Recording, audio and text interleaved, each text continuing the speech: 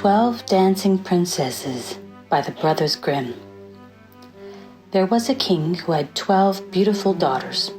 They slept in 12 beds all in one room, and when they went to bed, the doors were shut and locked up.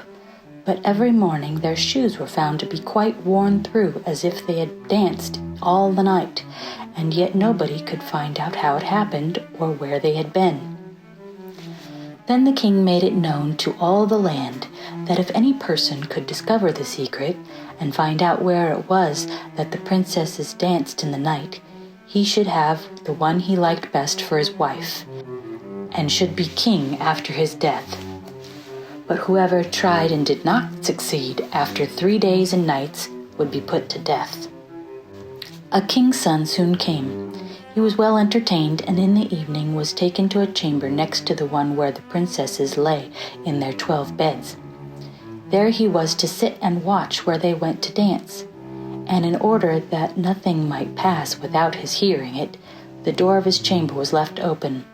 But the king's son soon fell asleep, and when he awoke in the morning he found that the princesses had all been dancing, for the soles of their shoes were full of holes. The same thing happened the second and third night. So the king ordered his head to be cut off. After him came several others, but they all had the same luck, and lost their lives in the same manner. Now it chanced that an old soldier who had been wounded in battle and could fight no longer passed through the country where the king reigned, and as he was traveling through a wood he met an old woman who asked him where he was going. "I hardly know where I am going, or what I had better do," said the soldier, "but I think I should like very well to find out where it is that the princesses dance, and then in time I might be king." "Well," said the old dame, "that's no very hard task, only take care not to drink any of the wine which one of the princesses will bring to you in the evening, and as soon as she leaves, you pretend to be fast asleep." Then she gave him a cloak and said, "As soon as you put that on, you will become invisible, and you will then be able to follow the princesses wherever they go." When the soldier heard all this good counsel, he determined to try his luck. So he went to the king and said he was willing to undertake the task. He was well received, as the others had been, and the king ordered fine royal robes to be given to him, and when the evening came, he was led to the outer chamber. Just as he was going to lie down, the eldest of the princesses brought him a cup of wine, but the soldier threw it all away secretly, taking care not to drink a drop. Then he laid himself down on his bed, and in a little while began to snore very loudly, as if he was fast asleep. When the 12 princesses heard this, they laughed heartily, and the eldest said, "This fellow too might have done a wiser thing than lose his life in this way." Then they rose up and opened their drawers and boxes and took out all their fine clothes and dressed themselves at the glass and skipped about as if they were eager to begin dancing. But the youngest said, "I don't know how it is while you are so happy I feel very uneasy. I am sure some mischance will befall us." "You simpleton," said the eldest, "you are always afraid. Have you forgotten how many king's sons have already watched in vain? And as for this soldier, even if I had not given him his sleeping draught, he would have slept soundly enough." When they were all ready, they went and looked at the soldier, but he snored on, and did not stir hand or foot, so they thought they were quite safe, and the eldest went up to her own bed and clapped her hands, and the bed sank into the floor, and a trap door flew open. The soldier saw them going down through the trap door one after the other, the eldest leading the way, and thinking he had no time to lose, he jumped up, put on the cloak which the old woman had given him, and followed them.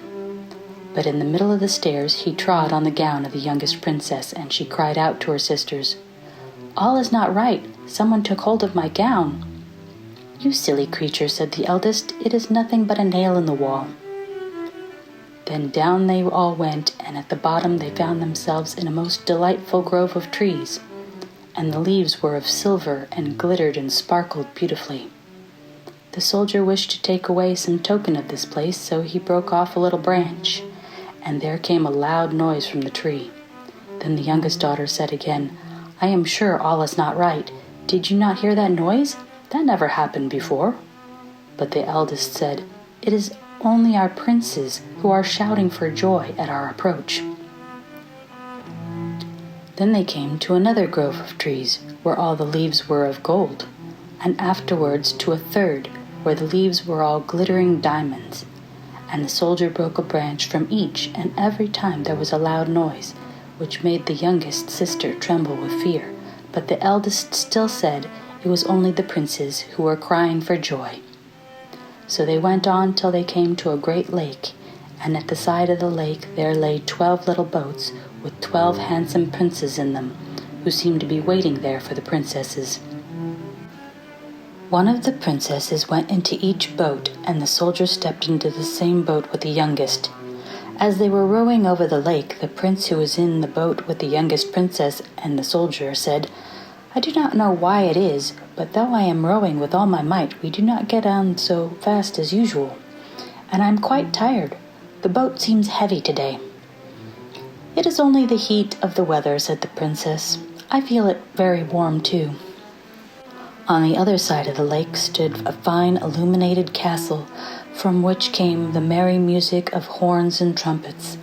There they all landed and went into the castle, and each prince danced with his princess, and the soldier, who was all the time invisible, danced with them too. And when any of the princesses had a cup of wine set by her, he drank it all up, so that when she put the cup to her mouth, it was empty. At this, too, the youngest sister was terribly frightened, but the eldest always silenced her. They danced on till 3 o'clock in the morning, and then all their shoes were worn out, so that they were obliged to leave.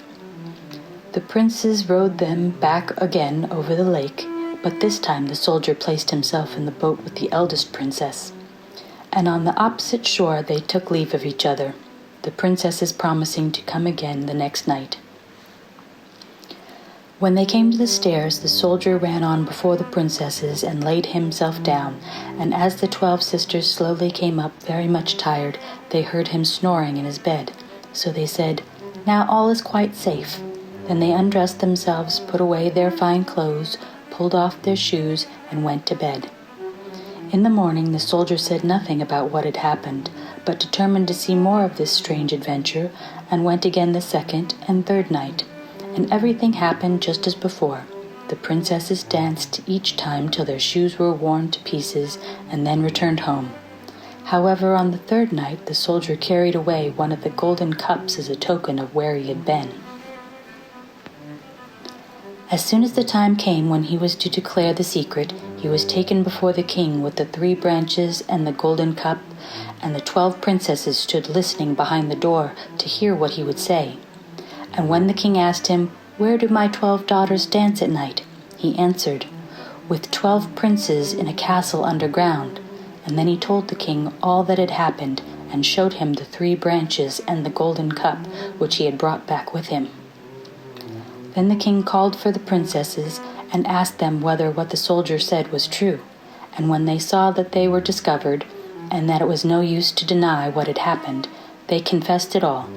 And the king asked the soldier which of them he would choose for his wife. And he answered, "I am not very young, so I will have the eldest." And they were married that very day, and the soldier was chosen to be the king's heir.